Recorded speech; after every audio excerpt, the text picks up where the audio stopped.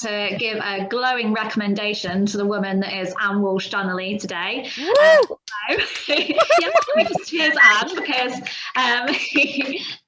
this is such a wonderful book that we're celebrating tonight. And Anne first came into my knowledge of literally 3 years ago now, because we did our first anthology, which was for mental health, and it was called Please Hear What I'm Not Saying. And Anne had this poem about a hamster who had depression. It was a metaphor, and it was all very poetic, and it was gorgeous. And it went in, and then Anne submitted her first chapbook to us, literally the year after, and of course I said yes. And I remember Anne was really surprised that I liked it. And I think since then, it's just been gorgeous, because she really just has grown in confidence and had amazing opportunities and performances across festivals and open mics. And obviously, I've always known that Anne is insanely talented, but I just love that Anne knows that now, and that you amazing people are all here to celebrate that tonight. So I would like to hand over to our main host for the evening, which is the lovely Kevin Higgins. Thank you very much for coming and celebrating with us today, Kevin. Kevin is the co-organiser of Over the Edge literary events in Galway, Ireland, and he teaches poetry workshops at the Galway Arts Centre, creative writing at Galway Technical Institute, and is the creative writing director for the National University of Ireland Galway Summer School, and he's the poetry critic of the Galway Advertiser. And there's a magazine called The Stinging Fly, which recently described Kevin as likely the most read living poet in Ireland. So who else would we have for the launch for Anne tonight to give us a host? Thank you, Kevin. Okay, thank you so much, Isabel. Can you hear and see me okay? Yeah. Yeah. Okay, brilliant. Right, this is a rare pleasure to launch this book. It has one of the most wonderful titles. I just love the idea of people going into bookshops and asking for odd as fuck. And I think you should say that rather than even mentioning that it's a book. Can I have odd as fuck, madam or sir, please? It is a delicious title, and it is so characteristic of Anne's poetry. Now, I think there's one thing I'd really like to say at the outset is a lot of poets have to go around the place pretending to be serious, and speaking in grave tones to underline their seriousness, and occasionally sending people to sleep at poetry readings. And that's seen by some as a mark of poetic seriousness. Anne doesn't need to do any of that, because she is actually extremely, genuinely serious. Anne doesn't know this, but she's the only poet in the history of Over the Edge that anyone ever complained about the content to me of one of her poems, her more racier poems. And I think it is a true mark of innovation that in this time when, I mean, in Ireland, you could get letters to the local newspapers about absolutely nothing in relation to the arts. The slightest, you took the name of a bishop in vain or something like that. But genuinely, Anne's poetry takes risks, and not risks for the sake of sensation. And I think that's it makes her a little bit of a lone voice also in some ways, particularly as she represents poetry from small town Ireland rather than from the Pale in Dublin and so on. Now, also though, you could get, I think there are two sides to Anne's poetry. There is a really beautifully tender side, which is in poems like the extended poem at the start, which is wonderful, Days Like These. I leave Ireland to find what I'm looking for, even though I don't know what it is. And there's a spiritual quest there where the voice of the child is in the first stanza. the kind of unquestioningly believing child. I'll go to mass every day, say my prayers every night. I'll always love him. That's your man upstairs, God the most. And then I slam my New Jerusalem Bible shut. Where the hell has he gone? One of his priests announced today in scripture class that there never was a stable or donkeys or angels in the sky or shepherds or wise men. If that's a myth, what's the truth? And then that quest for spiritual truth kind of proceeds throughout the poem and finishes with, I still can't say for certain if I found what I've yearned for, but maybe, just maybe, God is my greatness, my ordinariness in days like these. And I think that is a very important side to Anne's poetry, as well as the sharper edge that is in the poems that are kind of typified by the title of Odd as Fuck. Now, there were also a couple of wonderfully tender poems for her children too, which I thought in Conversations particularly, I loved that.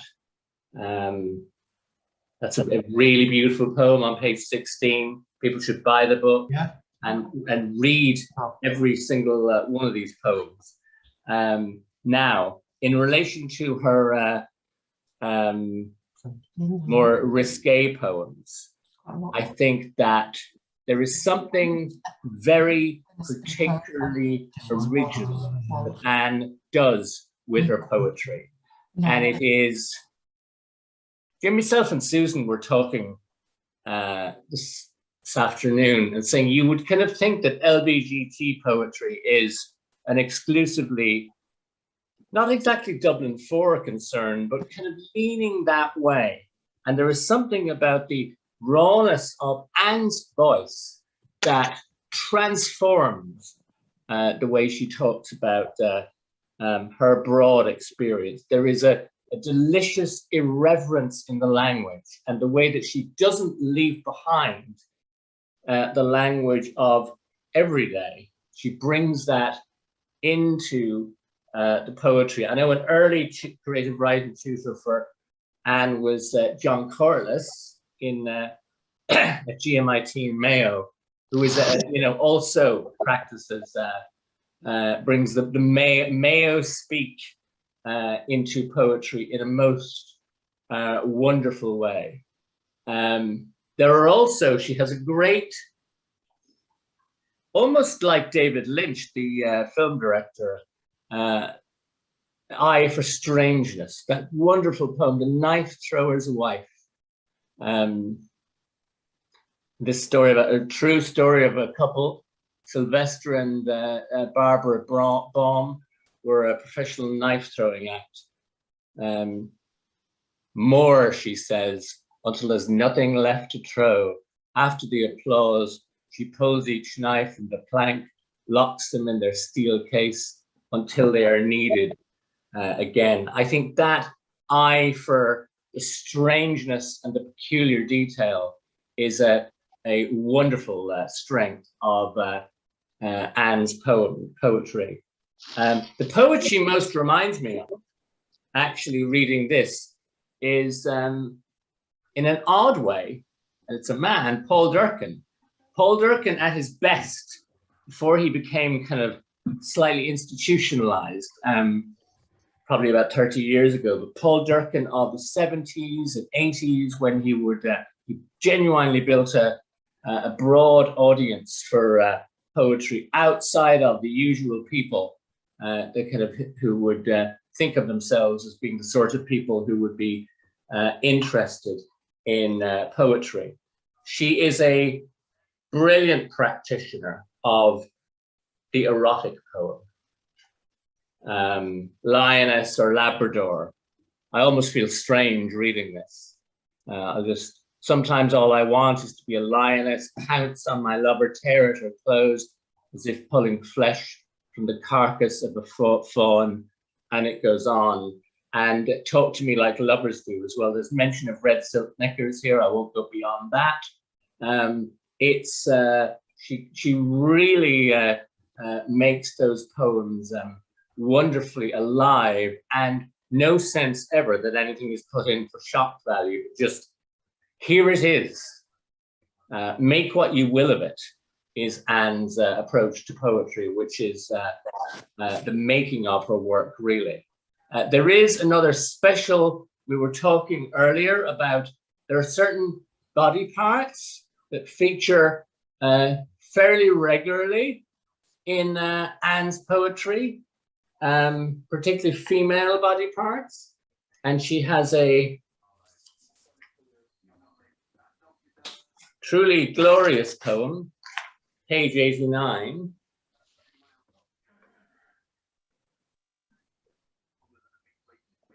called simply Vagina. Don't you dare write a poem about this conversation, said my vagina, as I toweled myself dry. You've written enough about sex, vulvas, and unsatisfying penises. Get over it. Write something different. Use the Irish Sea, Croagh Patrick, or Clew Bay as your muse. Everybody loves poems about landscapes. I think that there's an interesting gender divide there. What I thought is, obviously, the male parts would probably never object to having poems written about them. They'd say, I'm ready for my close-up Mr. DeMille now. And I think there's a wonderful beauty about the honesty and just laying it out and talking about the things that people avoid talking about this. I thought Anne's poetry, I'm involved with the Poems for Patients Hospital, Poems for Patients scheme, where they put poems around hospitals. I think Anne's poetry would be brilliant on the walls of a gynecologist's office. That would be perfect. Every room should have one of Anne's poems framed there. And then there are, I remember this poem, I think from a workshop. You have My Menopausal Vagina, My Menopausal Womb. So there's a whole series of poems where she faces the things that are not really, absolutely not, generally speaking, spoken about, and many other poems as well. And I think this is an important moment, because this is the launch of a very particular voice, a singular voice. I cannot think of anyone who writes like Anne Walsh Donnelly.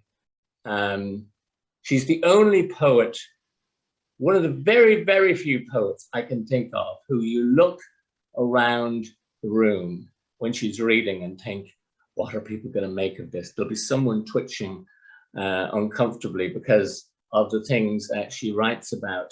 And I wrote an article there that was published during the week about, trends in Irish poetry. And there is a big trend to doing what I call kicking dead archbishops, writing about the church as if it was a really brave thing to do now that their power has been greatly reduced, not abolished, but greatly reduced. And I think there's something new in feminist poetry that Anne's poems do, that takes things writes about where we are now in such a fabulously honest way. And she is in no sense a poet who just wants to be part of things as they are. She wants to be her own voice and bring her own voice relentlessly to into Irish poetry and to a broad audience. And I really hope that this book flies.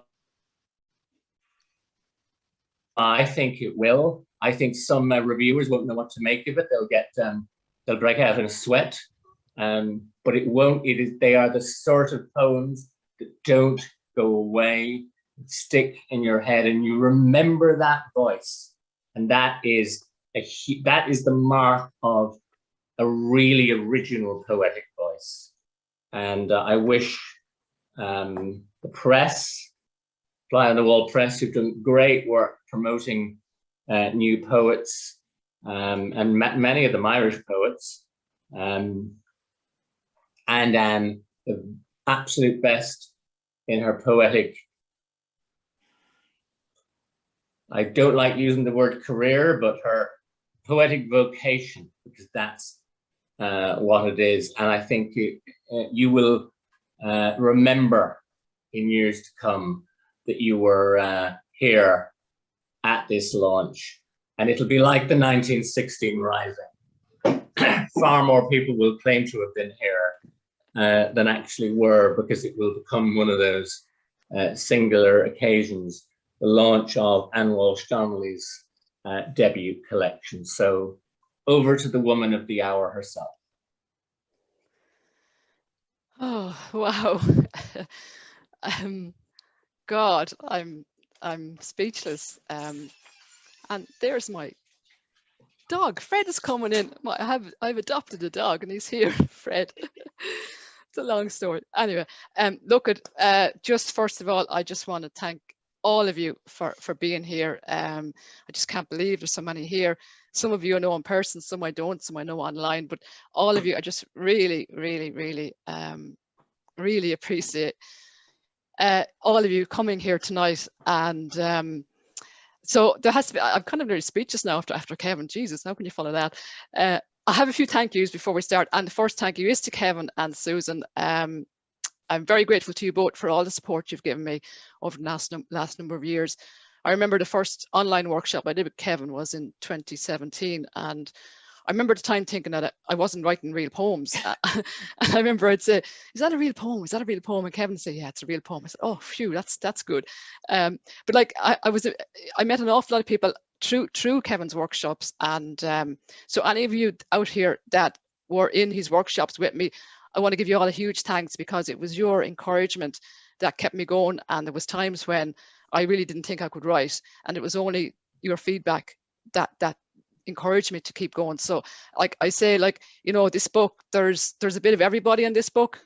It's not just me, it's everybody I've encountered in my life. And, you know, the writers, you out there watching, really, this is your book as well.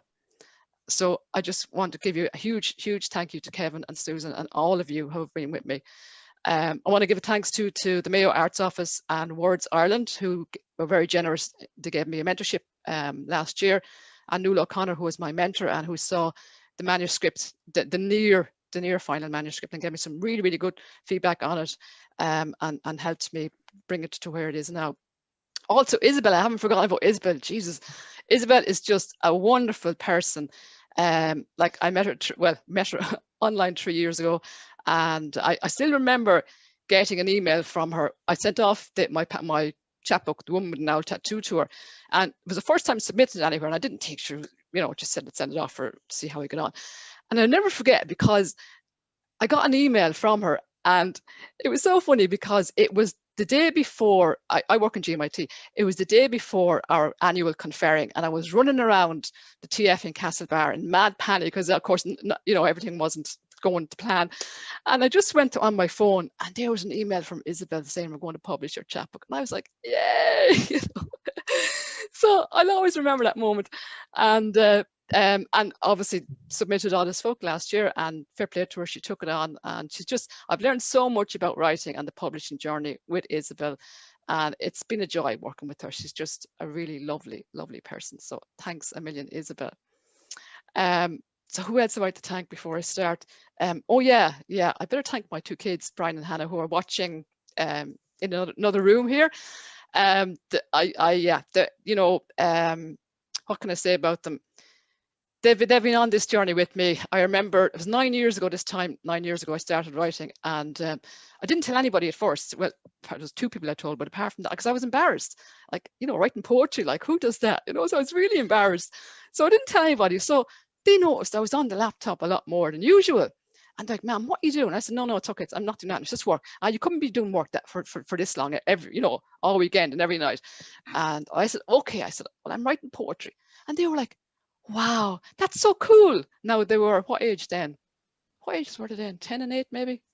I think they were 10 and 8. That's so cool, ma'am. And anyway, so then the next thing was, okay, so you're going to write a book. And I said, no, I'm not good enough. No, you're going to write a book. So the plan was, I was to write the poetry. Hannah was going to do the book design and illustrations. And Brian, being as cute as Brian is, was going to look after the money side of things.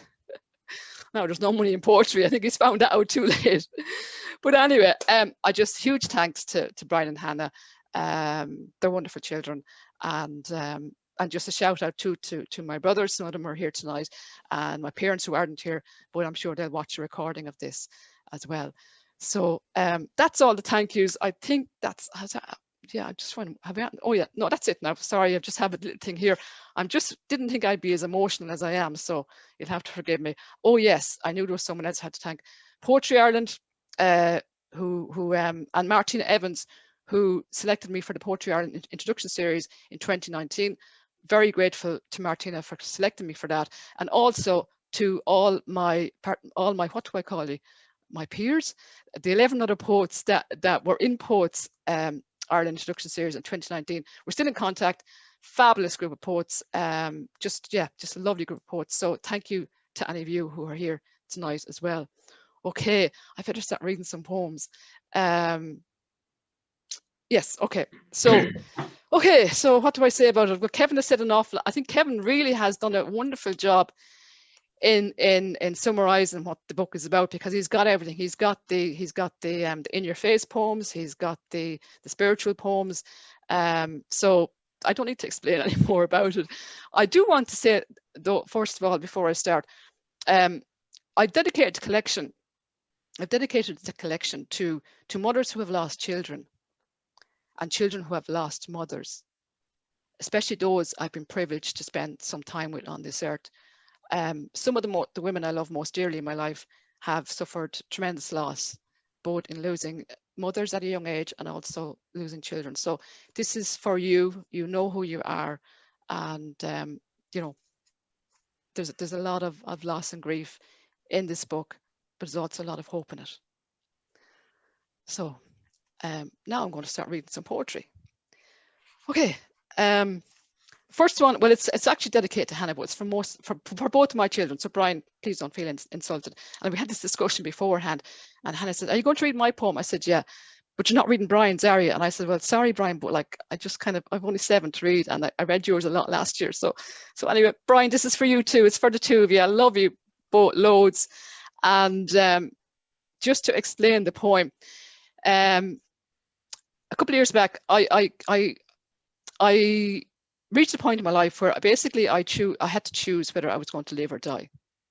And I can still specifically remember that moment. And the thing that stopped me was the fact that I love my kids so much, and I did not want them growing up without a mother and losing their mother in a tragic circumstance. So I chose to live for them, and I'm glad I did. And this poem, it just encapsulates, it's not actually true. Well, it just encapsulates that moment when I made that decision, made that conscious choice to stay alive. It's called How Did You Know? Ma'am, don't die on me while I'm gone. Your words, octopus tentacles that twist around my neural pathways. Your father revs his van in the driveway. I wave goodbye, shut the front door, slump to the hall floor. Octopus releases its ink black cloud, blinds and chokes. Dark waters beckon. I finger the note in my pocket, dream of days I could swim with eels, lounge on a lake's bed, gaze up at Earth's ever-changing sky, no longer susceptible to its moods. More of your words surface. Ma'am, my life would be screwed if you died. I haul myself to the bathroom, shower my body, cry myself dry, watch fire flames curl my note. How did you know I loved you too much to screw up your life again?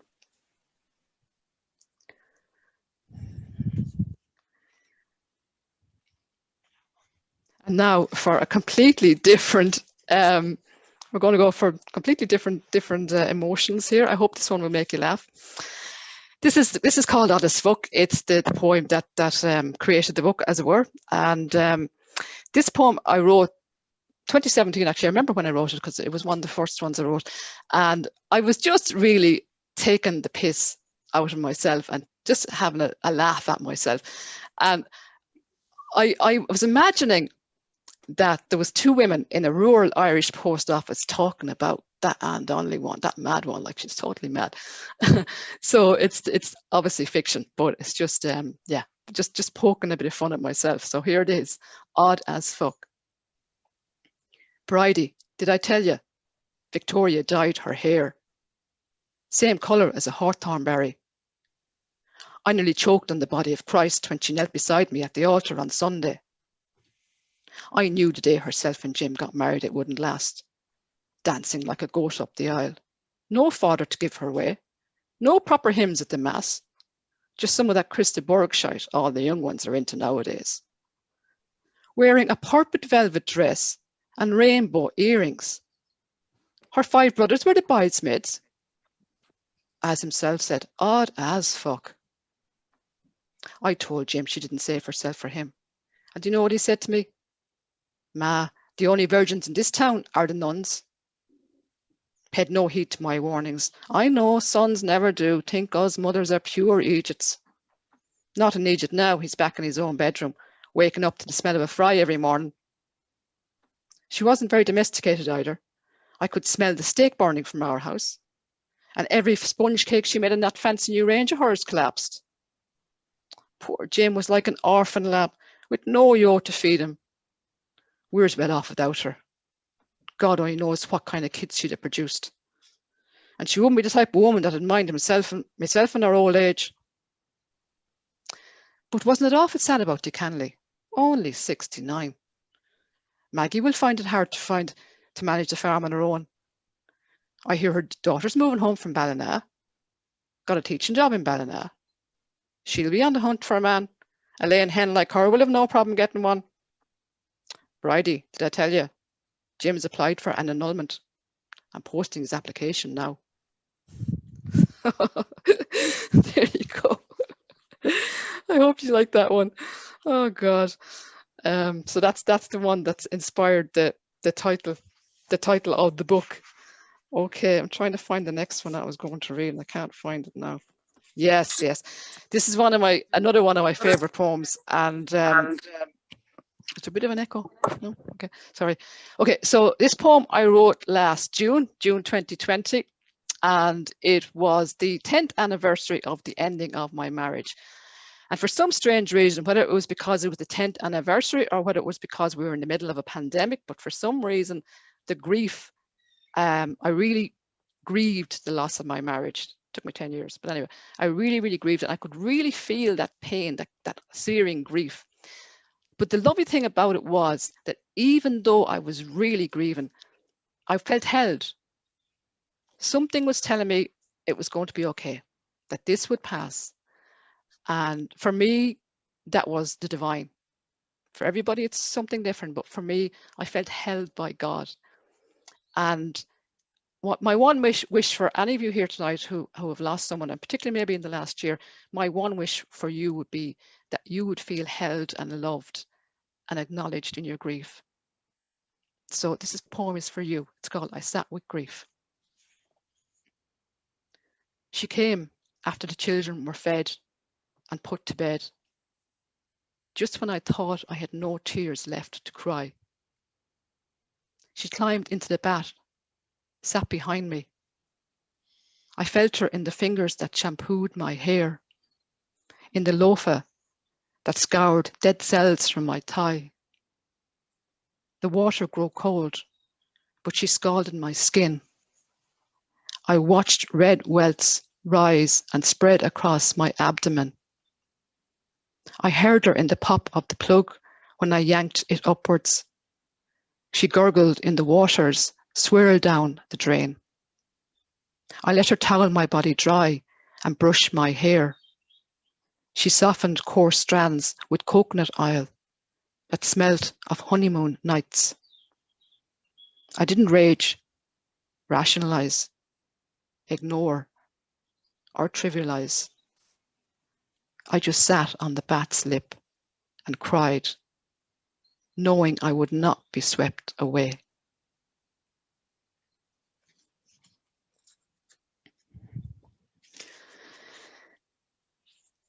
Okay. And the next one is called Fodder. I used a memory. I have a very vivid memory of when I was young, watching my father feed silage to cattle in the winter, and being up on his farm and just the crisp air and just sitting there watching him. And usually my brother Michael, who's here on the call, Michael was a great farmer. He was always the one that helped Dad with feeding the cows.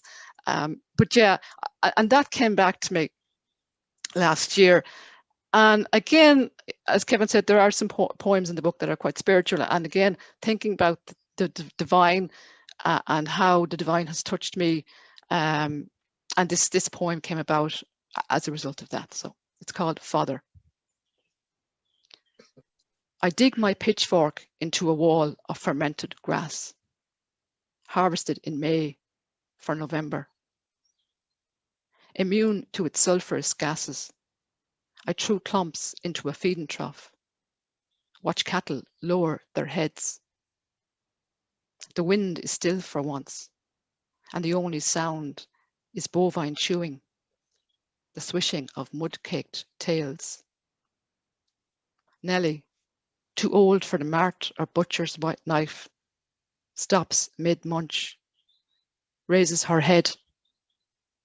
Her brown eyes beckon me to lay down my fork and give thanks for surviving October. Her breath, a cloud of translucent white, rises towards a rare blue sky. A breeze, not of this earth, whispers.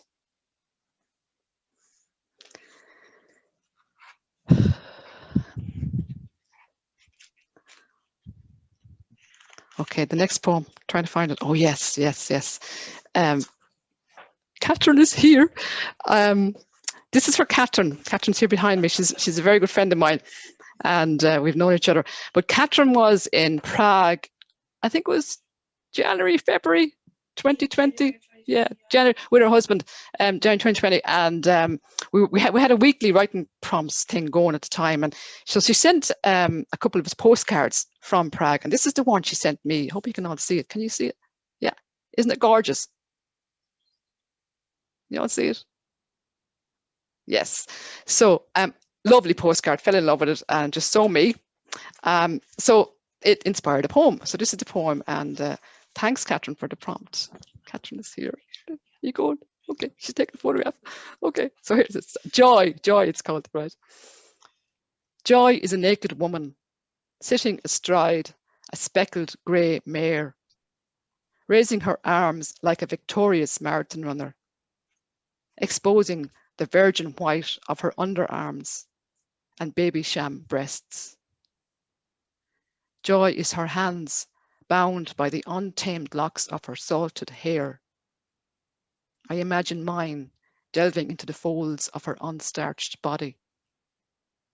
Joy is another woman on a piebald, knees bent, her derriere a reversed C, skin the colour of Uluru sandstone, lips parted. Joy is the feel of hoofs sinking into damp sand, oblivious to the tide, creeping towards them like a white veil threatening to shroud. Joy is sitting in Prague, watching wild women ride. You, the grey speckled mare, and I, the piebald pony. So thank you, Catherine. Okay, so yes, this is a poem I was not planning on reading tonight, but I have to because Isabel did a little poll on Twitter, and she put up 4 poems, and the idea was to get people to vote as to the one they wanted me to read tonight. So it's funny because she put up my therapist's dog, menopausal vagina, simmering orange sauce, and lioness or Labrador. And I was sure everybody would want me to read my menopausal vagina, but they didn't. So it was my therapist's dog they wanted me to read, so I have to read it. So and just actually to explain too, there's 10 poems in the end of the book, and they were inspired by Martina Evans. So thank you, Martina. I read her poem called, what was it called again? The Day My Cat Spoke to Me. And I just loved it, and I thought, this is brilliant. So I just started writing loads and loads of poems about different things talking to me. Like there's an eel that talks to me, there's a surfboard, Ford Fiesta, vagina, eel, moon, umbrella dream. So anyway, there's 10 of them. But anyway, this is the one where my therapist's dog spoke to me. And I have to dedicate this to Bailey. And Bailey sadly passed away last year, but I'm sure wherever she is, she's looking down, and hopefully this will give her, you a laugh, and it'll give her a laugh too. So my therapist's dog. Ah, geez, not you again. Her golden retriever mushered as I stepped out of my car and slammed the door shut. When are you going to stop coming here? She has to have 2 coffee pods before your sessions. The doctor told her to stop drinking. Sets her heart racing. It's you, not the coffee pods. And what was going on at the last session? I was having a grand sleep under the elm tree till you started giving out. What have you got against crows? They were highly insulted. You've been coming here for far too many years. I said as much to her last week. She starts jabbering on about transference, attachment, and detachment. I had to go outside for a run to clear my head. And why do you have to hug her after every session? She's your therapist, not your mother. Stop snapping at my ankles, I said as I tried to walk around her. Leave it her for a few days, she barked. If you saw her first thing in the morning, or had to eat her burnt potato skins, or sit at her feet and watch Pointless every night, that'd knock the love out of you. It's time for you to go live your own life. Get yourself a man, or indeed a woman. Stop wrecking our heads with your daddy never loved me stories. There's only so much of that a dog or a therapist can take. Any therapists out there, listen, please don't take any offense by that at all. I'm just poking fun at myself more than anybody else with that. So anyway, okay, oh my God, I've come to the last poem that I'm going to read tonight. And geez, I could stay here on all night, but anyway, that wouldn't be fair to you. So thanks for listening, everybody. And this is the last poem in the collection, and it's called Signet. And it's a poem of hope. I wanted to end the collection on a note of hope. So this is all about hope. It was inspired by a poem Emily Dickinson wrote called Hope is a Thing with Feathers. I'm sure most of you are familiar with that poem. I love it. It's one of my favorite poems. And this was actually, again, reflecting back on the moment when I finally decided to leave my marriage. And one thing was in my head at the time, and it was enough is enough, you know? And I think like there's always times in our lives that you come to that time when you're in a situation and you either choose to stay in it because it's too scary to leave it, or you choose to just FUCK it and just go for it and just leave. And it's a flipping hard decision to make. But this is all about that. It's about that moment you come to and you think, enough is enough. So, Signet. Listen to your signet whisper. Enough is enough. Grasp Emily's hope with feathers. Wade through the wooded swamp, knee deep in dank muck. Grab a downy birch branch and rise. Cut the curly-leaved waterweed that litters your cyan lake, threatening to pull you under. Skitter along the lake surface until you have enough speed to lift your feet. Then soar. There you go. Thanks so much, everybody, for listening and being here. I think, Isabel, we kind of said if anybody has any questions to ask, please Absolutely, yeah. feel free to do so. If anyone has any questions, they can either ask it live, or usually people just want the chat box. But to be honest, you're such a chatty lot. I feel like one of you will say it in person, so that's why I'm offering it you. So yeah, if you have any questions about Anne as a writer, or Anne's writing in particular, or even if you have like a particular poem request, feel free, ask it now. And just thank you all for joining us as well in the meantime. No one guessed the first poem, by the way. I'm very sad. I thought someone would. I didn't think they would, actually. I can't see anybody near it because, that's a pity. No, I was thought about doing the second one, but then it was going to take me too long to type, do the second one. And then so yeah, we'll have to do a giveaway with the owl on another occasion, just on social media or something like that instead. Yeah. Oh God, that was over so quick. So Anna Rose says, do you have any signed copies of the book? Which I feel like you sell them on your website, don't you, Anne? I do, yeah. I have some on my website. Yeah. And that's just annewalshdonnelly.co.uk. It's annewdonnelly.com. annewdonnelly.com. I think there's a question here, is there? I can't read half of these, it's going so quickly. Apart from Emily Dickinson, which other poets do you love? Oh my God, Kevin Higgins, obviously. You still there, Kevin? It changes. It changes the whole time. I remember when I started writing first, and so I can't remember who, but someone on Kevin's course said to me that their poetry, my poetry, reminded them of Billy Collins. Now, I'd never heard of Billy Collins before, so of course I went and bought all his books to find out who he was. So I thought, oh yeah. So and the last year or two, I didn't like Mary Oliver when I encountered her first, but the last year or two, I just love her stuff. Absolutely love her stuff. And she's got a book, and I must get it again.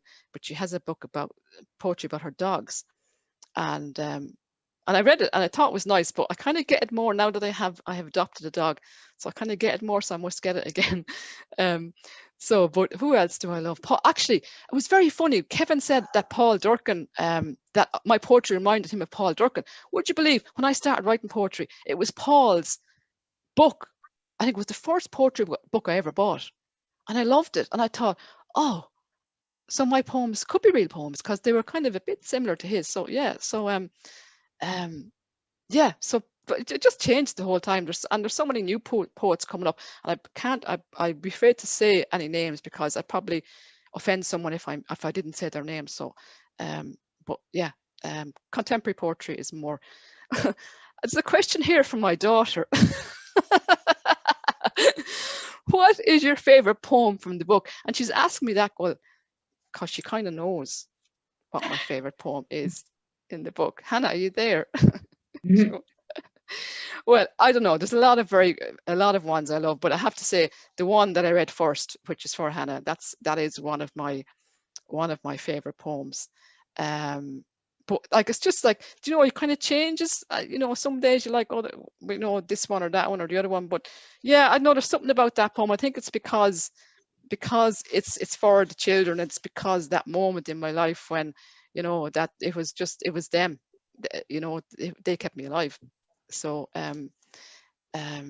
how did you go from sharing poems with your kids to making the leap into sharing in public? Sorry, another question there from Damien Donnelly, who's no relation, by the way.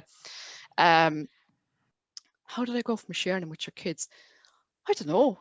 I'm trying to remember.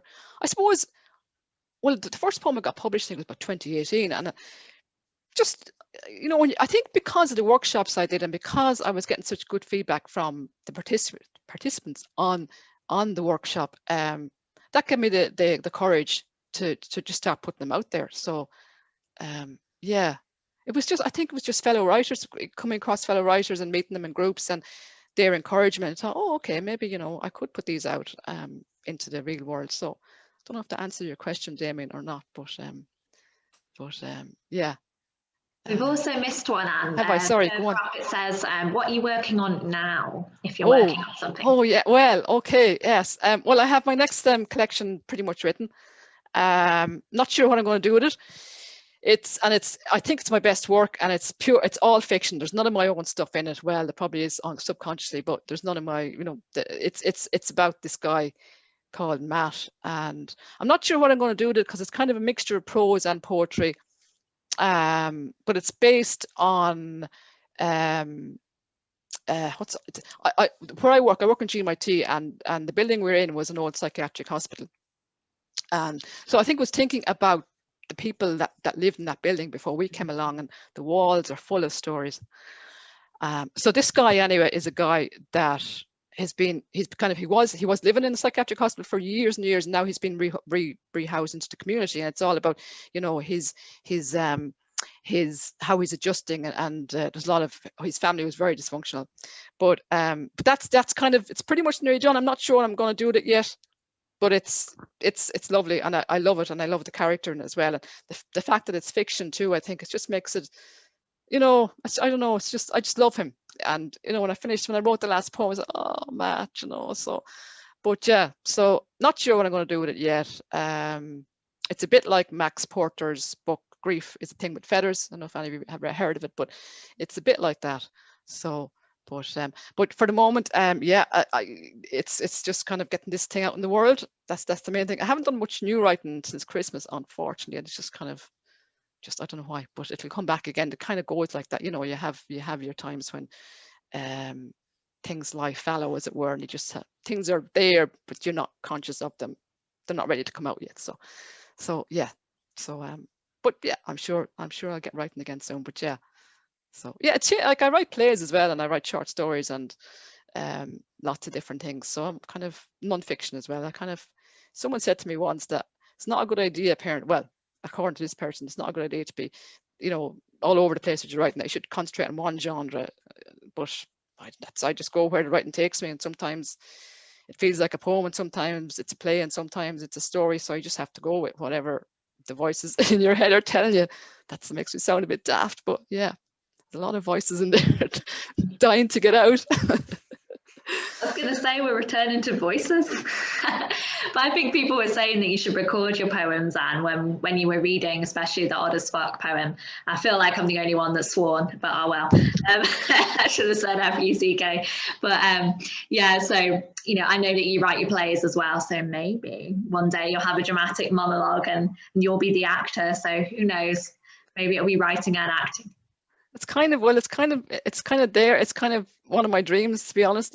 But like my problem is now I'm in the menopause and my memory has gone to hell. So like standing up on the stage like for an hour, sure, I'd probably get lost halfway through. I wouldn't trust myself. But anyway, you never know. Jim says a vagina monologue. I feel like it has to be written like the Irish vagina monologues or something. Yeah, I think I'm nearly actually over that stage now. Does that sound? Do you know the way, like kind of like The Owl was all about my coming out journey and being gay. And I remember when I finished it and I was out in the world, and I was still writing a few lesbian poems. And my daughter, she's going to kill me now because she's watching this and sitting. But she said to me, what did she say to me? Ma'am, I think now you've enough of lesbian poems written to write something else. But in a way, I've kind of like I'm not writing very many lesbian or women parts or menopausal poems. It's like kind of like I've cleared my throat and they're kind of done. That phase is over. So there's something else new coming out. So I'm going off on tangents here totally now. But anyway, but what was the question again? I can't remember. Oh yeah. Anyway, sorry, I derailed you because we were finished with the questions. So I just thought I'd get you chatting about everything and anything. yeah, but yeah, I sure I could go on all night, but yeah, it's like kind of that you kind of, it seems as if like sometimes you're clearing your throat, and then if you get the whatever it is. For me, it was the gay poems that were the most urgent thing, and now that's gone, and now the Odd as Fuck is gone as well. It's not gone, but for me, it's gone. It's yours now, and so yeah, so we just have to wait and see what comes next. It's like funny, I'm not asking for any more dramas in my life, but I remember reading somewhere recently, and it was like, you know, that like it's the pain that we have in our lives, and what dramas is not really the right word, but the suffering, and that makes us and like, I know when you're going through it, it's brutal, but it's that suffering, that pain, that kind of, it makes you, it, you know, it how do you say it, enriches your life is not the right word, but it just, you grow and you become a better person for it. And like, I know from my writing, I have become so much a better, and actually someone said to me once when I was in the throes of depression, she said to me, "And you will be a better writer as a result of this." And I was saying, well, that's not much consolation to me now at the moment, but it's true. And I think, you know, and like, I don't wish suffering on anybody. I don't want any more suffering than I have, but it does, you know, the growth that comes out of pain and suffering is tremendous. It really is, you know. Yeah, someone has there heals the scar tissue.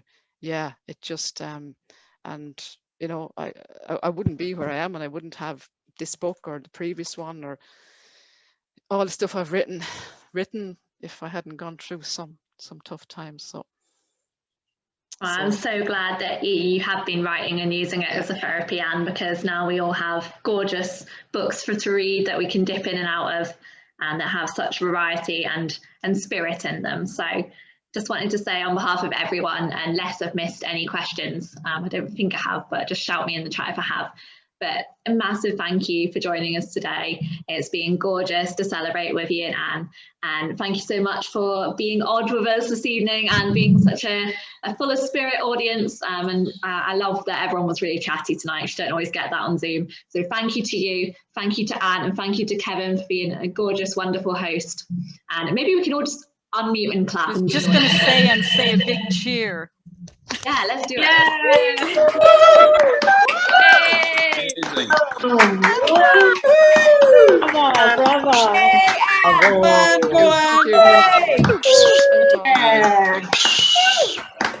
Standing ovation. Yeah. There you go. Yes. That was a good noise, like usually. Thanks everybody. I'm speechless. You'll get over it, Anne. I will get over it. Thanks. I'll be brought down to earth pretty quickly in a few minutes. There's always a therapist. Okay. Thanks, Isabel. Thank you so much, everyone. Thanks, Isabel. Okay, thank you. Bye-bye. Have a lovely weekend. And I'll keep in touch and enjoy reading Anne's poetry. Thank you, everyone. Thank you, Isabel. Good luck. Thanks. Bye-bye. Bye-bye. Bye.